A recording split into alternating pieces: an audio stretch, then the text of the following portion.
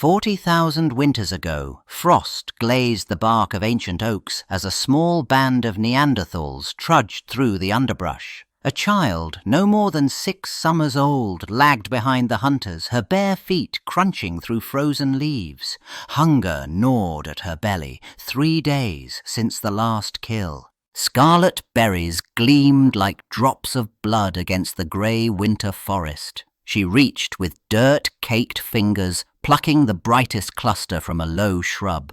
The juice burst sweet against her tongue, then burning.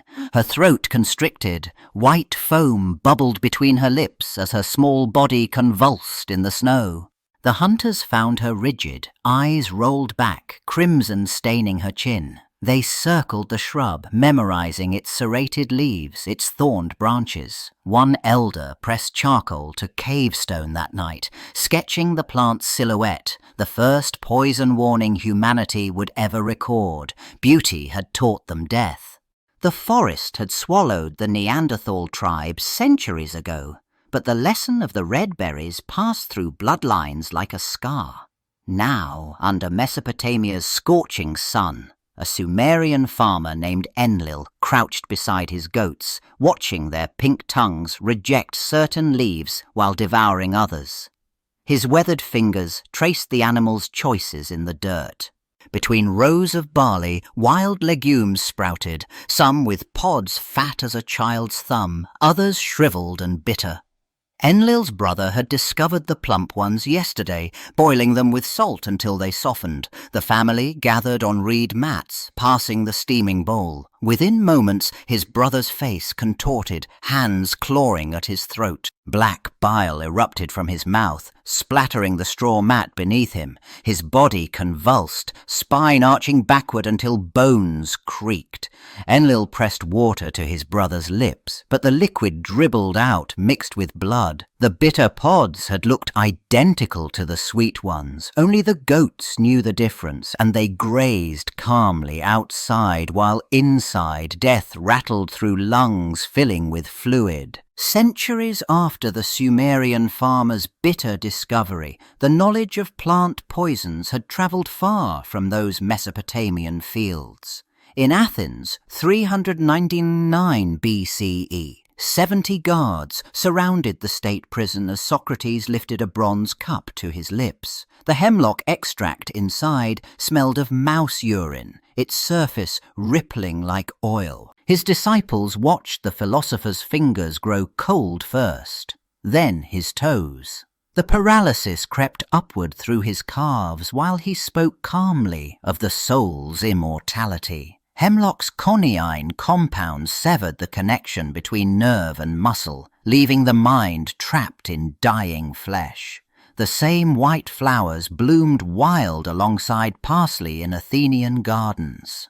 The executioner checked Socrates' pupils, dilated black circles that no longer tracked movement. His chest barely rose, each breath shallower than the last. Within the hour, respiratory muscles failed entirely. Athens had perfected botanical execution, measured doses that killed without blood, administered by the condemned's own hand. Far from Athens's marble columns, Rome's imperial palace gardens thrived with exotic specimens gathered from conquered lands. Livia Drusilla, wife of Emperor Augustus, cultivated rare plants behind high walls, some for medicine, others for darker purposes. Among the twisted vines grew Atropa belladonna, its glossy black berries gleaming like obsidian pearls, their juice sweet enough to mask bitter wine. The Empress's dinner guests noticed nothing unusual about the spiced Falernian vintage, its honeyed warmth sliding down their throats. Within minutes, pupils dilated wide as coins, speech slurred. The senator's hand trembled, unable to grip his goblet, his throat constricted. Convulsions seized his limbs before paralysis froze his diaphragm. Death arrived disguised as hospitality. When merchants later introduced strange tubers from distant lands, what they called patata, Roman nobles recoiled. The plant's flowers resembled those of deadly nightshade too closely. Its leaves carried the same acrid smell. Gardeners refused to touch the stems without gloves, whispering that this new food belonged to the same cursed family that had filled imperial tombs. The Roman poison gardens had long vanished beneath centuries of frost and neglect, but the deadly knowledge persisted in folk memory. In 1347, a peasant woman named Marjorie crouched in the frozen mud outside her cottage, her fingers scraping at white roots beneath the snow. 3 days without bread. Her youngest had stopped crying yesterday. The roots looked identical to the wild parsnips she'd gathered every autumn, pale, thick, smelling faintly sweet when split. She boiled them over the hearth's dying embers, watching the steam rise while her children pressed their faces against her skirts. The first spoonful tasted wrong, bitter, but hunger makes its own seasoning.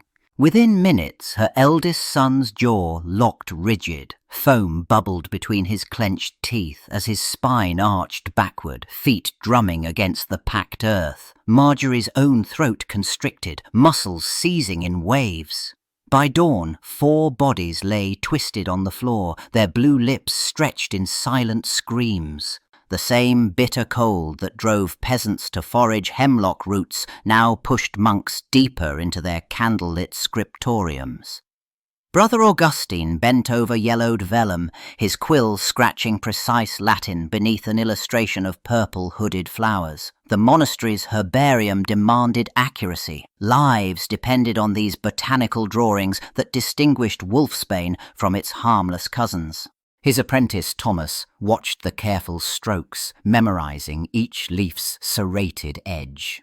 When Augustine labelled a dark-berried plant as fever remedy, the boy traced the recipe with his finger. 3 leaves steeped in wine. Neither noticed the master's trembling hand had confused belladonna with feverfew. The manuscript's gold illumination gleamed, sanctifying the fatal error.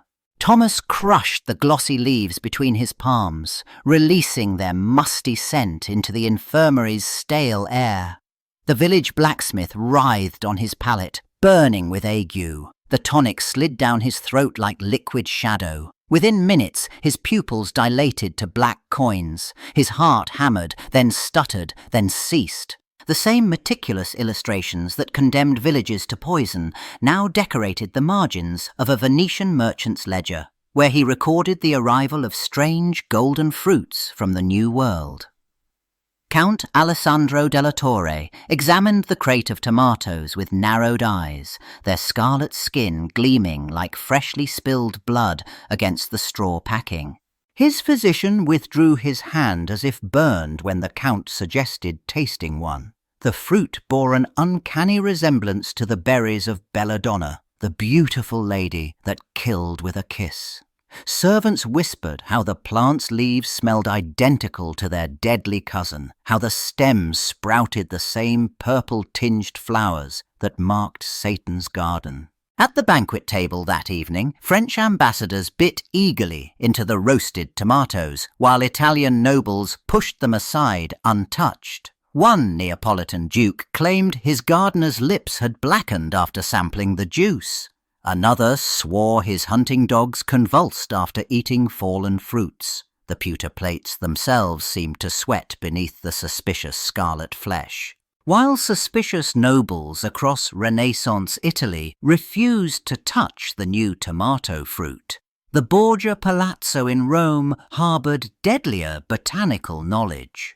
Behind gilded doors, Lucrezia Borgia's pale fingers traced the rim of a crystal goblet, watching her kitchen staff crush dried hellebore roots into powder finer than Venetian dust.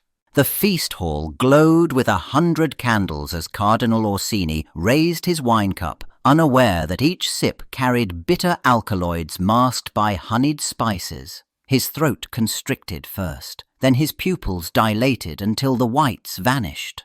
Black foam bubbled between his teeth as his body arched backward, spine cracking against marble. Guests scattered as the cardinal's fingernails turned purple, blood vessels bursting beneath skin that mottled like rotting fruit. Lucrezia observed from her chair, counting each convulsion until his heart stuttered and stopped. The same plant that ancient Greeks fed to madmen had claimed another rival, its roots more valuable than gold in certain Roman circles. The same Renaissance thirst for knowledge that drove Lucrezia Borgia's deadly experiments now consumed Italy's botanical scholars. At the University of Padua's medicinal garden, Giuseppe Moretti wiped morning dew from his pruning shears. Towering above him stood a spectacular newcomer, giant hogweed, its white umbrella flowers spanning 3 feet across. Clear sap oozed where he cut the thick, bristled stems.